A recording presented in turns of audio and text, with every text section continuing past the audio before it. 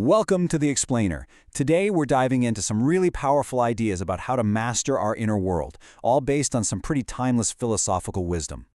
So let's start with this fascinating idea. What does it even mean? Well, think about it this way. The mind, or what these philosophers called the rational soul, creates and enjoys its own rewards. It's totally independent of the outside world. It's not like a plant that needs soil and sun to grow fruit for someone else to pick. No, the mind grows its own fruit, its own satisfaction, and gets to enjoy it all by itself.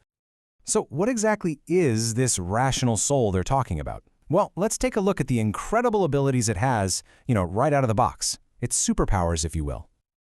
Basically, it's your internal command center. It's the you inside that's aware of itself, that's listening to my voice right now. But here's the key. It's not just a passive observer. It's actively shaping your entire experience of the world. And this is like our mind's built-in toolkit. It's pretty amazing when you lay it all out. We have the power not only to understand ourselves and our tiny place in the universe, but to actively shape who we become, no matter what life throws at us. And get this, these aren't skills we have to go out and learn, they're powers we're all born with. Okay, so if we have all these incredible powers, what's next? Well, the crucial point is that we have to learn how to use them. Specifically, how to manage our reactions to everything that happens around us. This right here is a total game changer. The source argues that external things are, just motionless. They don't have any inherent good or bad qualities. It is we who create judgments about them. We're the ones who, as the text says, inscribe them on ourselves. So all that power we think is out there, it's not. It's right here, inside our own heads. And this is a brilliant practical technique for taking back that power. Think of something that just overwhelms you. Now break it down into its tiniest little pieces. If it's a song, that's each individual note. If it's a stressful situation, it's every single tiny movement, every single moment. Then you ask yourself, for each tiny part, does this specific piece have power over me? You'll probably find that it doesn't. And you'll quickly realize that if the individual parts are powerless, well, the whole thing just loses its grip on you. This really drives the whole point home, doesn't it? Our peace isn't disturbed by things themselves. It's disturbed by our own decision to either chase after them or run away from them. The disturbance is a choice, a movement of our own mind. Okay, so let's shift gears a little bit. Once we get a handle on our own mind, how do we relate to other people? How does all this internal work affect our relationships out in the real world? Wow, this is a pretty powerful idea.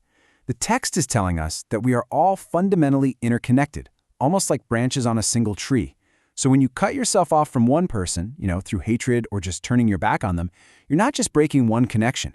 You're actually isolating yourself from the entire human family. And the source makes a really key distinction here. See, a branch gets cut by something else, an external force. But a person chooses to separate themselves through their own actions. Now, the hopeful part is that we can choose to reconnect. We can be regrafted. But there's a warning here, too.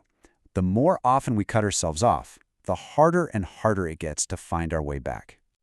So what is this telling us? It's that true strength isn't about being harsh or unyielding, but it's also not about giving up your principles because you're scared. It's about finding that really difficult balance, holding on to your principles and your kindness, even with people who oppose you. Both rage and fear are basically just seen as deserting your post. And this idea of balance leads us perfectly into our next section, thinking of kindness as a practical art form. We're not talking about a vague theory here, but an actual skill for dealing with difficult people with genuine gentleness. This is such a radical shift in perspective, right? All our anger, our frustration, our hurt feelings, they don't actually come from what other people do. They come from our own internal judgment about what they do. And here's the good news. If we're the ones who create the judgment, that means we also have the power to erase it. So how do you actually do that? Well, the source suggests responding to an injury not with anger, but with this kind of gentle, corrective compassion. It's about calmly showing the other person there's a better way, reminding them of our shared humanity.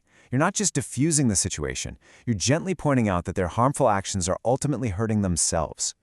So the takeaway here is really profound. Kindness is not a weakness. In fact, it's the ultimate strength. The source literally calls it invincible. But, and this is a big but, it only works when it's genuine, not sarcastic, not fake. It's seen as a sign of true fortitude, and ultimately, a soul that cannot be disturbed by others is a soul that is incredibly close to true power. Okay, so this brings us to the biggest question of all. How do we tie all of this together?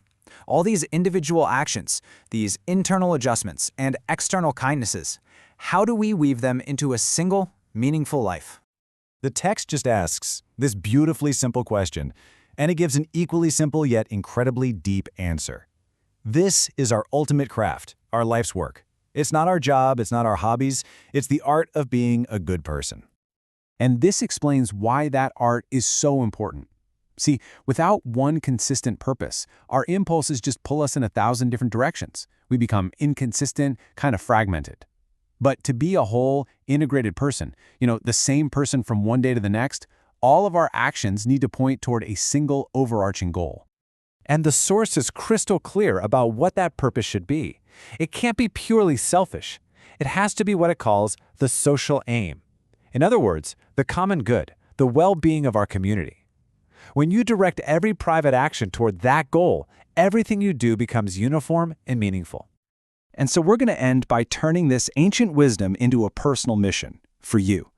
Taking everything we've talked about, the power of your mind, mastering your judgments, our social bond, the art of kindness, what is the one great purpose that will bring all of your actions into harmony?